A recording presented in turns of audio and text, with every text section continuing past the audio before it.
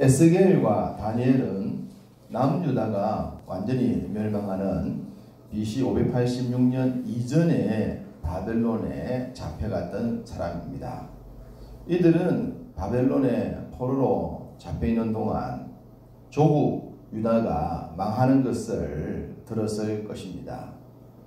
그들은 먼저 잡혀가서 바벨로니아 나라의 강성함을 경험했고, 그리고 그곳에서 조국이 멸망하지 않기를 간절히 기도했을 것이고, 그의 백성들이 깨달아서 예레미야 예언을 듣고 알아서 망하는 길이 아니라 망하지 않는 길을 걸었으면 좋겠다라는 간절한 소원을 가졌을 것입니다. 누구보다도 예레미야의 예언이 진실했고 예레미야의 예언이 완전하다라고 하는 것을 알았지 않겠습니까? 그렇기 때문에 누구라도 한 사람이라도 그 예언을 깨닫고 서로서로 이야기하여 살아날 수만 있었다면 얼마나 좋았겠나, 그런 생각 가지고 있었을 것이고 그런 마음으로 예언을 했을 것입니다. 그러한 마음을 잘 담아놓은 에스겔의 마음을 볼 수 있는 것이 에스겔 22장 30절입니다. 이렇게 기록합니다. 이 땅을 위하여 성을 쌓으며 성 무너진 데를 막아서서 나로 하여금 멸하지 못하게 할 사람을 내가 그 가운데서 찾다가 찾지 못하였다 라고 말합니다. 성벽이 무너지려고 합니다. 금이 가고 기울여집니다. 그럴 때는 한 사람이라도 가서 그걸 붙들고 있으면 조금이라도 낫다 이거죠. 이게 완전히 기울여져 버리고 쓰러진다면 불가능하겠지만, 그럴 징조가 보일 때라면 그거 붙들면서 소리치는 거예요. 여기 금이 갔다, 무너진다, 위험하다, 조심하자. 그렇게 할 사람이 한 사람이라도 있다면 그 성이 무너지고 무너진 성으로 인하여 상할 사람들이 적겠는데, 그런 사람 한 사람을 찾았지만 찾지 못했다. 에스겔도 그렇게 예언을 했었습니다. 나라가 망하는 것이 뻔한데, 금이 가고 있는데, 곧 기울어지며 무너지는데, 그러면 상하고 그러면 빼앗기는데, 그런 상황을 보면서도 그렇다고 말을 하는 사람들의 얘기를 듣지도 않는, 관심도 없는 그러한 그 시대 백성들의 상태를 에스겔이 가슴 아프게 기록을 했었죠. 그와 동일하게 예레미야도 계속적으로 그런 얘기하고 있지 않습니까? 지금 주의 법을 지키지 않는 너희들의 삶은 곧 무너질 그 성벽 위에 있는 자와 같아. 아슬아슬하다. 제발 좀 듣고 깨달으라. 너희들 중에 그렇게도 지혜자가 없느냐? 어떻게 내가 그렇게 목이 터져라 말하는 내용을 알지 못하느냐? 그 얘기를 계속적으로 예레미야에서 그 긴 구절을 통해서 말씀을 합니다. 오늘 본문도 12절에 지혜가 있어서 이 일을 깨달을 만한 자가 누구며 여호와의 입에 말씀을 받아서 선포할 자가 누구인고 이 땅이 어찌하여 멸망하여 광야같이 불타서 지나가는 자가 어떻게 되었느냐? 어떻게 깨닫는 자 한 사람이 없느냐? 어떻게 선포하는 자, 말하는 자 한 사람 없느냐? 저기 저 성이 지금 무너졌다, 금 같다 라고 선자가 얘기하면 어딘데? 뭐가 그런데? 누구라도 한 사람 정도 듣고 나와서 그걸 쳐다보고 진짜네, 맞네, 금 가고 있네, 무너지겠네, 그 정도 반응할 사람이 한 사람 있을 것 아니냐? 어떻게 한 사람이 없느냐? 예루살렘 거리를 돌아다니면서 진실과 정의와 공의를 행하는 자 한 사람 찾아봐라. 소돔과 고모라 성에서 10명을 찾아봐라. 하나님께서 그렇게 말씀하셨지만 불행하게도 그런 자가 없었단 말이에요. 그러니 그들의 그 망하는 백성들의 모습을 보면서 이 사실을 알고 있는 선지자의 마음은 얼마나 상했겠습니까? 어떻게 표현할 수가 없는 거죠. 그렇기 때문에 예레미야의 마음이 상할 대로 상했고, 그 상함으로 말미암아 주체할 수 없는 흘러내리는 눈물에 대한 이야기를 1절에 말씀합니다. 어찌하면 내 머리는 물이 되고 내 눈은 눈물 근원이 되었고 죽임을 당한 딸 내 백성을 위하여 주야로 울리로다.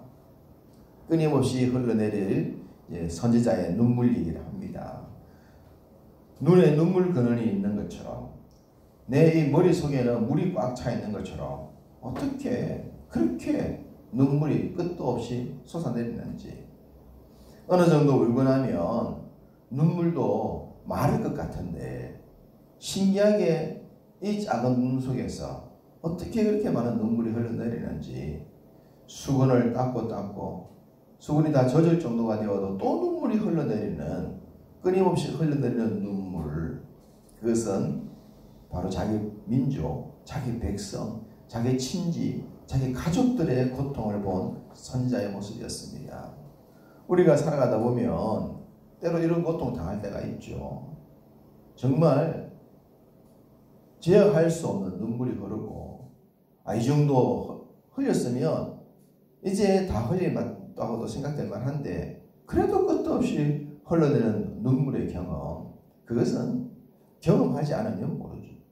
경험한 자만이 알고 경험한 자만이 서로를 위로할 수 있는 그런 눈물의 경험들, 때로는 정말 눈물 때문에 앞을 볼 수 없을 정도로, 예레미야는 눈물 때문에 눈동자가 상한다라고 얘기를 하는데 눈동자가 상할 만큼 그렇게 흐르는 눈물, 그것은 조국 동포 친지들이 제악한 민족 바벨론에게 고통당하지 않았으면 좋겠다는 마음으로 선포했지만 관심 갖지 않고 듣지 않고 깨닫는 자가 없음으로 인하여 그들이 당할 고통을 보고 선지자가 흘린 마음의 표현이었습니다. 그렇다면 왜 이렇게 그들은 그런 삶을 살았을까요? 선지자가 그렇게 예언을 한데도 불구하고 왜 그렇게 무관심했을까요? 선지자는 그들이 영적으로 속혔기 때문이다 라고 얘기를 합니다. 6절에 내가 사는 것이 속이는 일 가운데 있도다. 그들은 속이는 일로 말미암아 나를 알기를 싫어하느니라. 여호와의 말씀이니라. 사탄은 거짓말장입니다. 사탄은 속이는 자입니다. 사탄은 우리로 하여금 진리의 말씀을 듣지 못하게 만들고 정의와 공의의 길을 가지 않게 만듭니다. 내 생각대로 사는 것이 옳다라고 생각하게 만들고 내 주장이 관철되는 것이 그것이 정의다라고 생각하게 만듭니다. 유다는 속였습니다. 바벨론이 자신들을 망하게 할 것이 아니라 자신들은 망하지 않게 선택된 민족이라 착각하면서 죽음의 길로 몰고 있는 사탄에 속해서 그 길을 가고 있었습니다. 선지자의 예언은 사실이 아니고 선지자 입에서 나오는 말도 진실이 아니다 라고 생각하면서 그들은 속였던 겁니다. 며칠 전에 길을 걷는데 버스가 지나가는데요. 버스 옆면에 전면 광고가 붙어 있더라고요. 신천지 광고였어요. 신천지 광고로 얼마나 크게 자랑했는지 많은 사람들이 전도된 식으로 그렇게 숫자까지 적어놓고 얘기를 하더라고요. 계속적으로 대대적인 광고를 합니다. 큰 건물을 짓겠다는 얘기를 하기도 하고 집회를 크게 하기도 하고, 그렇게 우리가 이단이라고 이만희가 메시아가 될 수가 없다라고 그렇게 우리가 얘기를 해도 젊은 사람들이, 괜찮아 보이는 사람들이 어쩜 그들의 그 거짓된 얘기를 듣고 빠져서 나오지 못하는지 우리 입장에서 이해가 안 되지 않습니까? 예레미야 입장에서도 이해가 안 됐을 거예요. 어떻게 그렇게 안 믿어지냐? 어떻게 그렇게 안 보이냐? 이미 예레미야가 예언할 때는 이제 1차, 2차 막 포로로 잡혀가지 않습니까? 현실로 이루어지고 있잖아요. 그런데도 그들은 속힌 상태에서 벗어나지를 못했습니다. 뿐만 아니라 그들은 스스로 자신들이 옳다 하는 것을 선택하고 결정했기 때문입니다. 13절 여호와께서 말씀하실 때 이는 그들이 내가 그들의 앞에 세운 나의 율법을 버리고 내 목소리를 순종하지 아니하며 그대로 행하지 아니했다라고 하셨습니다. 그들 스스로 결정한 것입니다. 핑계댈 수가 없습니다. 남 탓할 수가 없습니다. 하나님을 원망할 수가 없습니다. 스스로 선택한 것입니다. 지혜가 있고 없고 떠나서 본인이 선자의 말씀을 듣고 악한 자들의 현실을 보면서 그 가운데서 그들이 선택한 것은 선자가 아니라 말씀이 아니라 악한 것을 선택했던 것입니다. 그렇기 때문에 그들은 자신들의 선택에 책임을 져야 했습니다. 하나님의 말씀을 무시한 결과 책임을 져야 했습니다. 자신들이 선택하여 자신들이 받게 될 결과는 어떠합니까? 19절 이는 시온에서 통곡하는 소리가 들리기를 우리가 아주 망하였구나. 우리가 크게 부끄러움을 당하였구나. 우리가 그 땅을 떠난 것은 그들이 우리 거처를 헐었음이로다 라고 말합니다. 망했구나. 망해도 아주 망했구나. 부끄러움을 당하는구나. 부끄러움을 당해도 크게 당하는구나. 우리가 땅을 떠났구나. 떠나도 온전히 떠났구나. 이웃이 아니라 너의 나라까지 팔려갔구나. 이것은 바로 우리가 우리 스스로 하나님을 버리고 우리가 옳다라고 했던 것을 선택한 결과로구나. 망했구나. 망했구나. 아주 망했구나. 그렇게 한탄하고 소리치는 이스라엘의 모습을 말합니다. 어떤 것은 꼭 맛을 봐야 무엇이다 말할 수 있는 것이 아니지 않습니까? 모양새만 봐도 냄새만 봐도 알 수 있잖아요. 그런데 이스라엘은 그런 지혜가 없었어요. 그 정도 지혜도 없었던 겁니다. 어리석은 자들은 믿음의 본질을 붙들지 않습니다. 비본질적인 붙들고 살아가면서 그것이 진짜인 줄 알고 자랑하며 착각합니다. 23절에 보시면 지혜를 자랑하지 말고 용맹을 자랑하지 말며 부함을 자랑하지 말아라. 세 가지입니다. 지혜와 용맹과 부함입니다. 지혜와 용맹과 부함. 용맹은 권세라고도 할 수 있겠죠. 이 세 가지 중에 한 가지만 같더라도 똑똑하거나 권세가 있거나 부자이거나 이 셋 중에 하나만 가지고 있어도 우리 주변에 갑질하는 사람들 참 많지 않습니까? 대도 안 하는 행동하는 사람들 많잖아요. 그런데 이 세 가지를 다 가지고 있다면 똑똑하고 권세 가지고 있고 부자라면 눈에 보이는 게 없겠죠. 자기 마음대로 살죠. 안 하고 오인이죠. 우리가 아마 뉴스를 통해서 우리 주변에 이런 얘기 많이 듣지 않습니까? 좀 있다. 이게 세상입니다. 세상은 이런 것을 자랑합니다. 이런 것들을 지향합니다. 이러고 싶어 합니다. 망하더라도 한번 이러다가 망했으면 좋겠다 라는 생각을 한단 말입니다. 그런 모습을 이스라엘이 자신들의 믿음의 본질로 방향을 잘못 정한 거예요. 그랬으면 좋겠다 생각한 거예요. 그래서 그들도 제국의 모습을 가지고 있었다 그랬죠. 별것 아닌 권세를 가지고 있으면서 약한 자들을 괴롭혔던 그들은 더 강한 자의 밥이 되고 말았다. 말씀드리지 않았습니까? 믿음의 본질을 놓치면 비본질적인 것을 자랑하게 되고 그것이 진짜인 줄 알고 착각하는데 그것 때문에 당한 고통은 상상할 수가 없었다. 남유다는 그렇게 고통의 길을 갑니다.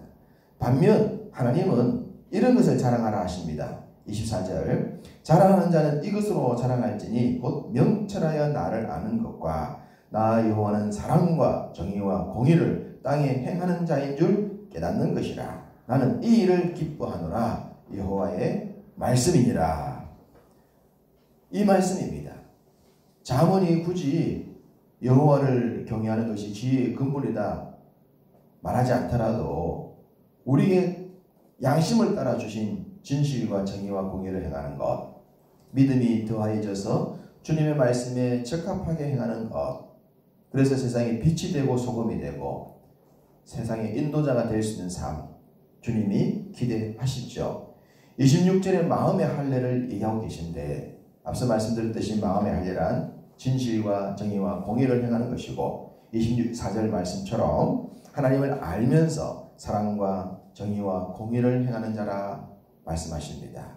하나님은 우리가 영적으로 할례받은 자, 우리의 마음이 할례받고 우리의 귀가 할례받아서 바르게 알아듣고 바르게 행하기를 원하시고 이 땅에 진실된 자로 살아가기를 원하십니다. 우리가 나라의 지도자처럼 큰 일을 하지 못한다 하더라도 내 삶의 영역에서 내 주변 사람들에게 참 좋은 사람이다. 좋은 믿음의 사람이다. 그거 한 가지 나타내더라도 주의 말씀을 전한 귀한 삶을 살게 되는 줄로 믿습니다. 이 한 날도 주가 허락하신 우리의 삶의 모든 영역에서 하나님이 기뻐하시고 하나님이 자랑하시라 하는 것 붙들고 성실한 믿음의 길을 준행하여 하나님의 기쁨이 될 수 있는 복된 하루 살아가시기를 주님의 이름으로 축복합니다.